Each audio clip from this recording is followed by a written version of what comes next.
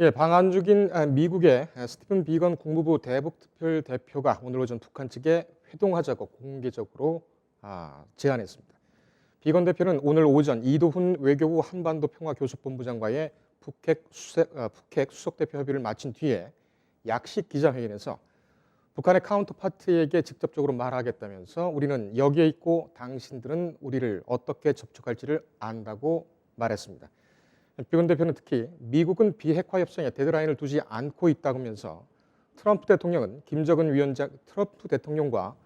김정은 위원장 역시 우리와 같은 목표를 위해 헌신하고 있다고 거듭 말하기도 했다고 밝혔습니다.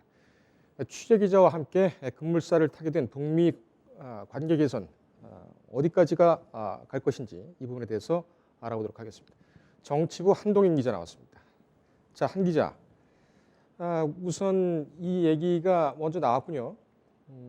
설마 뭐 이 부분에 대해서 얘기를 할 것이냐 말 것이냐 또는 비건 대표가 이 판문점으로 갈 것이냐 말 것이냐 이 얘기가 나왔습니다만 결국에는 공개적으로 메시지를 전하는 걸로 이렇게 얘기를 했습니다. 이 부분에 대해서 한번 먼저 얘기를 해보죠. 예, 오늘 비건 대표는 오늘 오전에 이도훈 한반도 특별대표를 만나서 기자회견을 했고요. 예. 그리고 외교부 조세영 외교부 1차관과 접견을 했습니다. 조세영 차관과 접견한 이후에 약식 회견을 가졌는데요. 긍정적이라고 평가할 만한 메시지를 들고 나왔습니다. 예. 우선 판문점 회동이 이번 방안의 키포인트였는데 그 요청을 공식적으로 밝힌 겁니다. 네. 우선 비건 대표 이날 회견 발언을 보면 미국은 미국의 정상의 합의상을 실천한다는 목표에 있어 데드라인은 없다고 밝혔습니다. 예. 또 북한의 카운터파트에게 직접적으로 말하겠다며 일을 할 때이고 완수하자. 우리는 여기에 있고 당신들은 우리를 어떻게 접촉할지를 안다라고 말했습니다. 북한에 직접적으로 회동을 제안한 것인데요. 우선 카운터파트는 최선희 북한 외무성 제1부장을 지칭한 것으로 보입니다. 예. 비건 대표는 이어서도 너무 늦은 것은 아니다. 미국과 북한은 더 나은 길로 나아갈 능력이 있다. 라면서 그러나 미국은 혼자 할 수는 없다. 이렇게 강조를 했습니다. 예. 이제 북측이 어떻게 화답을 할 것이냐 이게 문제가 되겠습니다. 화답이 되고 긍정적으로 흘러간다면 판문점 회동이 있지 않겠습니까? 예, 그렇습니다. 이 부분에 대해서 북한은 어떻게 나올 것으로 지금 예측이 되고 있습니다. 우선 살펴봐야 할 것이 이제 북한과 미국의 그간의 신경전인데요. 네. 북한은 이제 트럼프 대통령을 망령된 늑다리로 부를 수 있다. 행동에 들어갈 준비가 돼 있다. 이런 경고를 했었고 예. 미국 트럼프 대통령은 김정은 위원장을 로켓맨으로 다시 지칭하기도 했었습니다. 북한은 지난 7일과 13일에 중대한 실험을 했다는 발표를 했고요. 또 해당 실험은 이제 대륙간 탄도미사일, 미국 대륙을 직접 격타할 수 있는 ICBM 엔진 실험을 한 것으로 보입니다. 예. 이에 미국은 이제 유엔 안보리 회의를 소집하고 북한에 경고 메시지를 전했고요. 예. 북미 관계가 연말 시한을 앞두고 긴장감이 고조되고 있는 상황이었습니다. 예. 그래서 미국의 한 단계 발전된 메시지가 필요했는데 오늘 비건 대표가 북한에 공식적으로 요청을 한 것입니다. 예. 그리고 비건 대표가 외교부 기자들에게 직접 만나서 이야기는 했어도 브리핑룸에서 공식 기자회견 한 거는 드문 사례인데요. 그 판문점 회동을 위해서 공식적인 채널로 북한에 요청을 하기 위함으로 보입니다. 예.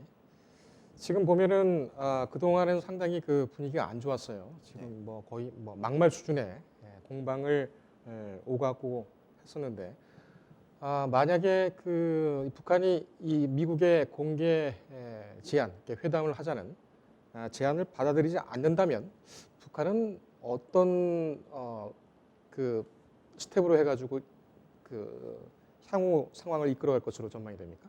북한은 그동안 새로운 길을 가겠다라고 공언을 해왔는데요.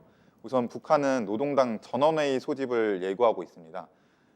북한이 크리스마스 선물이라고 말한 성탄절을 기점으로 전원회의가 열릴 것으로 보이는데요. 예. 우선 북한은 ICM 발사 혹은 인공위성 발사 등을 향할 가능성이 있습니다. 트럼프 대통령이 북한과의 협상 과정에서 ICBM 중단을 가장 큰 성과로 꼽았던 만큼 대미 압박 수단으로 내걸고 있는 것입니다. 예. 또 이제 대부분의 전문가들은 북한이 핵 능력 고도화로 갈 것이라고 보고 있습니다. 네. 비핵화를 통한 경제 발전이 아니라 핵의 균형을 통한 평화론으로 회귀한다는 것인데요.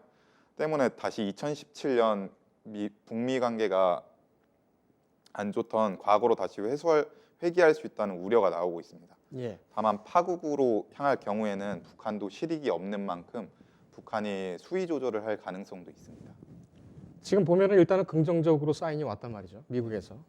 그것이 또 이제 한국에 방한을 했을 때 방한의 기회에 나왔다는 얘기고 문재인 대통령과의 면담은 언제 있었습니까? 비건 대표하고? 비건 대표와 면담은 오전 11시에 있었는데요. 아직 공식적인 발언 내용이 나오진 않았습니다. 그러면은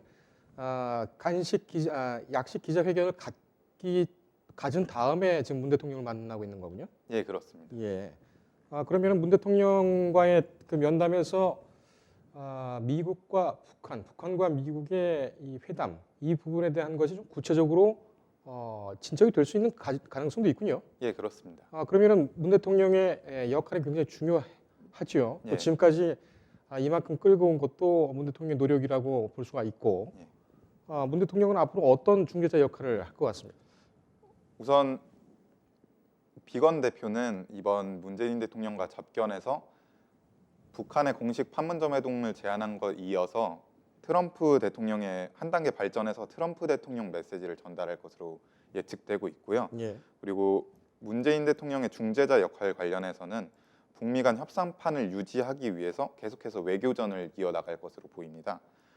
오늘 비건을 직접 접견한 것은 그 미국과 북한의 지속적인 접촉을 하기 위함인데요.